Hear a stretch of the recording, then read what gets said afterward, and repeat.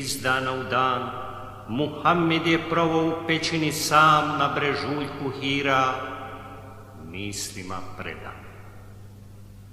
Samo šaka hurmi i vode gutjaj, bili su mu hrana, skroman zalogaj, živio je mišlju, hranio se njom, žudio za Tvorcem čistom dušom svom.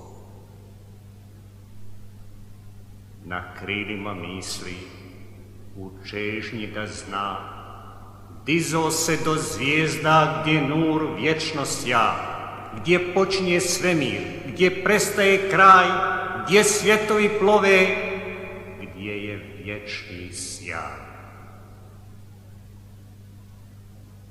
Gledao Vasionu ko leptira roj, beskrajne svjetove pitao za broj, vraćao se opet u pećinu sam, slušajući srca tihi otkucaj. Pitao je mrava kako pute zna, i pauka crnog kako zna da tka. Pitao zraku sunca što blistao sja, zbog čega se spusti, komu reći zna. Odgovora nema, duboko je skrit, Muhammed ga traži kao tajnu nit, pa polako tone u grozničav san, čežnjama je smoren, bolno umoran.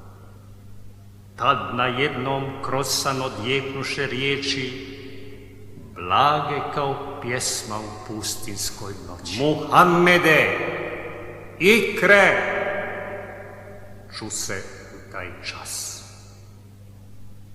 Muhammed se prenu, zastade mu dah, krvotok udara, srce stego strah, znoj mu probi čelo, čini se gori. Muhammede, uči! Džibril ponovi.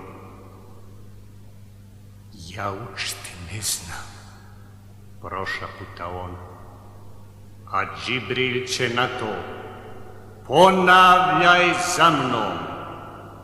I istina vječna, ko uznosit san, poteče u dušu božanski Kur'an.